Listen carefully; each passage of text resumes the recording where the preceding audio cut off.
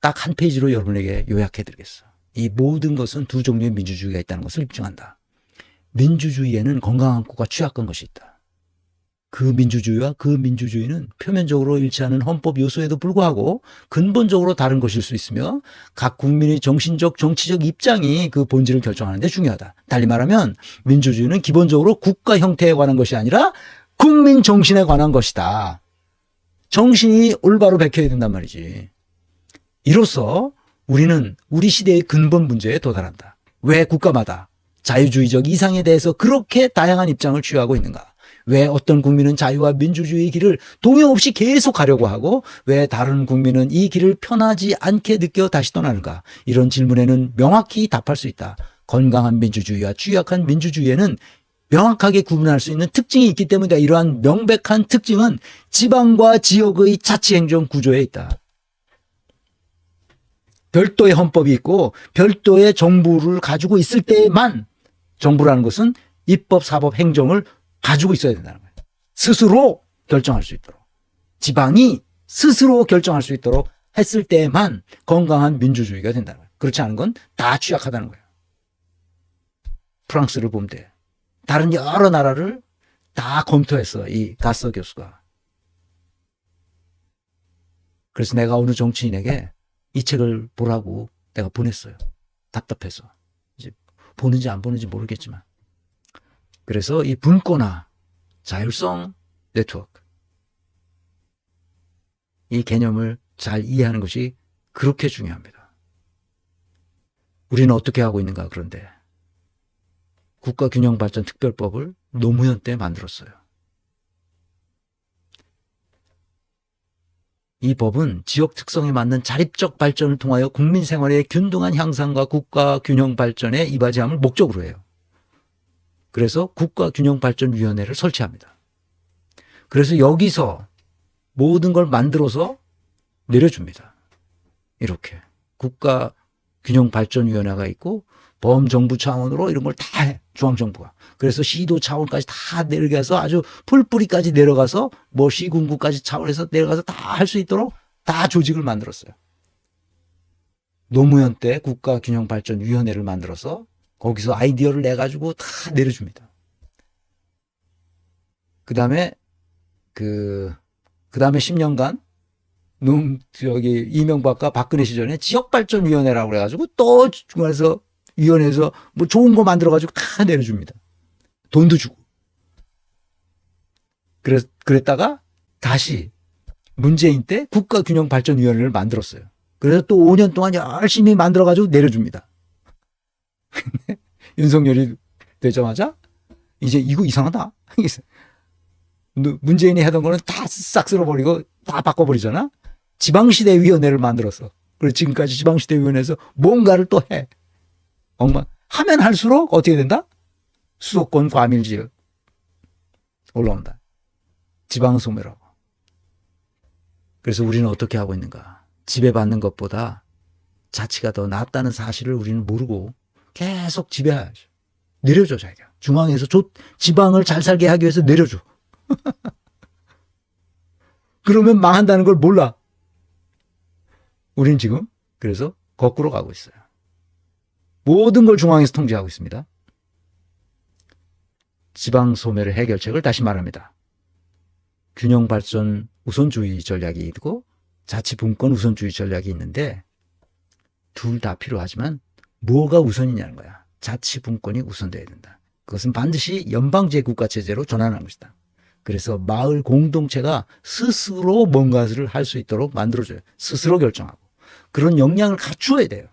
근데 스스로 하게 되면 그런 역량을 갖춥니다. 마을 공동체의 자치 분권이 안 되는 경우 인간에게 주어진 타고난 이성의 능력을 활용하지 못하는, 그래서 힘센 자에게 지배받는 것을 당연하게 생각하는 상태가 된다. 부산대학이, 경북대학이, 전남대학이, 전북대학이 스스로 서 있을 수 없는 상태가 되죠. 심각한 문제가 있습니다. 그래서 이기우 교수가 이런 책을 썼어요. 분권적 국가개조론. 스위스에서 정치를 묻다. 이 책은 학술적인 책인데도 우리 모든 국민이 좀 봤으면 좋겠어요. 안성호 교수는 왜 분권 국가인가? 리바이어던에서 자치 공동체로라는 아주 좋은 책을 썼어요. 이게 스위스를 연구한 겁니다. 내가 오늘 소개하려는 것은 처음 이건 이전에도 소개했죠. 이 책이에요. 왜 오스트리아 모델인가? 안병영 선생이 왜 오스트리아 모델인가? 이건 처음 여러분들에게 소개한 거니까. 안병영 선생은 연세대학교에서 정치외교학과를 졸업하고 서울대 행정대학원을 졸업하고 오스트리아 비인대학에서 정치학 박사학위를 받고 외대 교수를 거쳐서 연세대 교수를 거쳤어요. 그래서 교육부 장관을 했고 그다음에 부총리 겸 교육인적자원부 장관을 했어요. 그러니까 이 양반은 김영삼 때 교육부 장관을 했다가 그 김영삼 후에 김대중 때 부총리 겸 교육인적자원부 장관을 했네요. 근데 이 사람이 이제 빈 대학에서 공부를 했으니까 오스트리아를 누구보다 잘 알 거 아니에요. 근데 아주 잘 썼어요. 이 책은 잘 썼습니다. 지금도 살 수 있는지 모르겠는데 이게 13년에 나와서 10년도 더 전에 했는데 아주 꼼꼼하게 잘 썼어요. 오스트리아가 어떤 나라인가. 기본적으로는 합의에 독일하고 비슷한데 권력이 어떻게 분배됐냐는 건 달라요. 7년짜리 임기의 대통령을 선거를 뽑으면 그 대통령이 내각을 구성하는 전권을 가져요. 그래서 총리를 지명하죠. 그러니까 연방 총리를 지명하는 거예요. 그래서 연방 총리가 대통령과 상의해서 내각을 구성하죠. 그래서 연방 총리가 내각에 대한 실질적인 책임은 연방 총리가 집니다. 대통령에 의해서 임명받아요.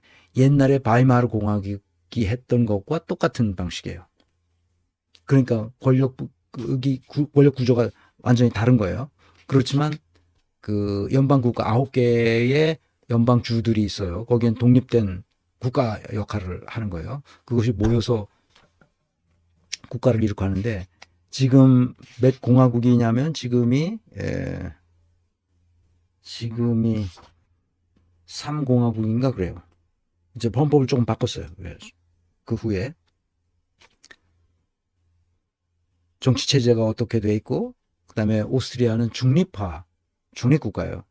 그런데 또 중립국가인데 그 스위스는 아예 그 진짜 영세 중립국으로서 그 EU에도 가입하지 않고 그다음에 유로화도 쓰지 않아요. 근데 EU에 가입하지 않은 건 좋은데 오스트리아는 그 유로화를 씁니다. 그래서 스위스 갈 때는 힘들어요. 이게 돈을 바꿔야 돼서. 근데 오스트리아는 돈을 안 바꿔도 되죠. 유로를 쓰니까. 그래서 이 나라에 대해서 조금 앞으로는 조금씩 제가 언급을 하려고 합니다. 오스트리아에 대해서도. 그러니까 독일어를 쓰는 나라들은 다 권력을 분점하는 것이 다른 방식이지만 기본적으로 지향하는 바는 다 인간의 존엄성에 관한 문제를 어떻게 해결할 것인가 하는 것이 이제 나라마다 조금씩 다른 거죠. 그래서 이제 오늘 핵심을 여러분들에게 소개합니다. 이게 결론이기도 하고요. 국토민주화를 위한 구조개혁을 해야 돼요. 연방주의 사상에 근거한 광역정부의 국가성을 부여해야 된다. 첫 번째, 균형발전 우선주의가 실패할 수밖에 없는 이유를 명확히 알아야 됩니다. 왜냐하면 자치 능력이 없기 때문에 끊임없이 중앙에 매달리게 됩니다. 중앙에서 돈을 더 따와야 된다고 생각합니다. 그래서는 절대로 발전할 수 없어요. 스스로 자치할 수 있는 능력을 줘야 됩니다. 그래서 국가성을 부여하고 내 고향이 이 국가에 속해 있다는 사실을 분명히 해야 됩니다. 인구의 많고 적음이 중요하지 않아요. 중앙의 존재에 지방이 예속되는 문제와 지방은 자주자립 자치의 역량을 기르지 못해요. 이것이 가장 큰 문제입니다. 연방주의 사상은 정치민주화, 경제민주화, 사법민주화, 교육민주화의 튼튼한 기반을 제공하므로 지속적으로 민주시민 교육을 실시해야 됩니다. 민주시민 교육이 없이는 민주화되지 않아요. 그러니까 이것도 민주시민을 위한 교육의 한 차원이라고 보시면 되겠습니다. 왜냐하면 우리가 정치인을 쪼지 않으면 정치인은 스스로 제대로 못해요. 우리가 지금 우원식 사태에서 국회의장 뽑으면서 사태가 났을 때 그 많은 당원들이 분노하고 탈당한다고 얘기했던 것은 우리 민족이 그런 사람이에요. 그런 기질이 있어요. 이 기질을 잘 발휘할 수 있도록 정치인들을 쪼으면 돼요. 우원식이 국회의장이 되겠죠. 얼마나 잘할지 몰라요. 잘하겠죠. 그래서 더 잘하도록 국회의장을 밀어야 돼요. 밀어서 잘 안 밀리면 구두발로 엉덩이를 걷어 차야 됩니다. 이 정치하는 애들 그냥 가만두면 우상호 같이 변해요. 우상호가 구두발로 차인 적이 없거든, 이놈이. 그래서 우상호 다 친문 세력처럼 변해요. 가만히 있으니까 그렇게 되는 거든. 그 정치인들이 움직이도록 하는 것은 시민들의 압력에 의해서 하는 거예요. 쫙야 됩니다. 잘 못해, 우원식이 잘 못할 경우 반드시 쫙서 혼쭐을 내야 됩니다. 그건 추미애가 잘못해도 혼쭐을 내는 건 똑같아요. 이재명이 뭔가 잘못했다. 그럼 혼쭐을 내야 됩니다. 제7공화국은 헌법을 개정해야죠.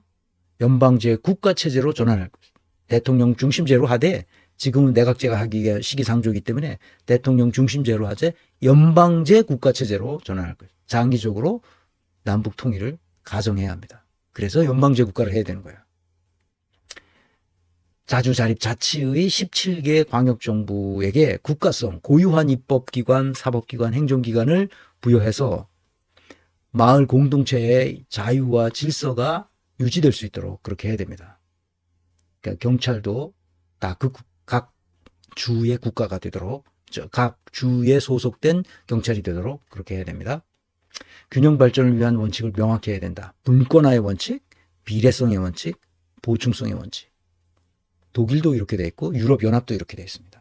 독일도 연방정부가 이런 원칙에 따라서 구성되어 있고 유럽연합도 그렇게 이런 원칙에 따라서 분권화의 원칙, 비례성의 원칙, 보충성의 원칙. 여기서 분권화의 원칙, 비례성의 원칙은 아시겠죠? 영토, 국가의 영토, 각 주의 영토가 얼마나 크냐. 그리고 그러려면 관청이 많아야 될 거 아니야. 인구가 얼마나 많으냐. 그럼 또 여러 가지 관청이 많아져야 되고 재정이 더 필요하겠죠. 그런 비례성의 원칙. 그 다음에 보충성의 원칙은 그럴 때 부족한 재원이 있을 때는 도와줘야 되지만 참견하지 않는다는 거야. 보충성의 원칙. 우리는 연방정부가 지방정부에 돈을 교부금을 내려주면 항상 챙겨난다고. 이래라 저래라 이래라 저래라. 그렇게 하는 거 아니야. 보충성의 원리는 subsidiarity principle. subsidiarity는 도와주되 참견하지 않는 거예요. Don't touch.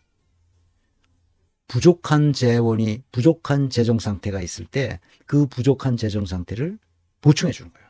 그러나 터치하지 않는다. 알아서 해라. 이게 중세에서부터 나와요. 독일이 뭡니까? 개혁했잖아요? 무슨 종교개혁. 그 시대부터 내려왔던 거야. 왜냐하면 피라미드 구조를 없애버려야 되니까. 기독교는 기본적으로 피라미드 구조를 가지고 있지 않아요. 그래서 자립하지 못하는 교회에 도와주되 참견하지 않는 겁니다. 그게 보충성의 원칙이에요. 아시겠죠? 그래서 연방주의 사상과 광역정부의 국가성을 부여하는 이것이 바로 구조개혁의 국토민주화를 위한 구조개혁의 핵심이다. 이 세 가지는 아주 기본적인 사상을 이해하기 위해서 시민들에게 무엇을 어떻게 해야 된다를 완벽하게 가르치는 거예요. 그래서 연방제 국가체제로 나아갈 수 있도록 해야 됩니다. 요 밑에 거는 구체적으로 어떻게 해야 된다는 것을 말하는 거예요. 그래서 제7공화국은 반드시 연방제 국가체제로 전환해야만 됩니다. 이것이 국토민주화를 위한 구조개혁의 큰 틀인데 이것이 없이 정치민주화가 불가능합니다. 경제민주화도 안 되고요. 더군다나 사법민주화는 불가능합니다. 물 건너갑니다. 교육민주화도 안 됩니다. 연방제 국가로 반드시 바꿔야 됩니다. 빠르면 빠를수록 좋습니다. 그래서 얼마나 있어야 충분한가? 스키델스키 교수가 쓴 이 책은 이제 우리 앞에 놓인 가장 큰 낭비는 돈의 탕진이 아니라 인간적 가능성의 탕진이라는 거예요.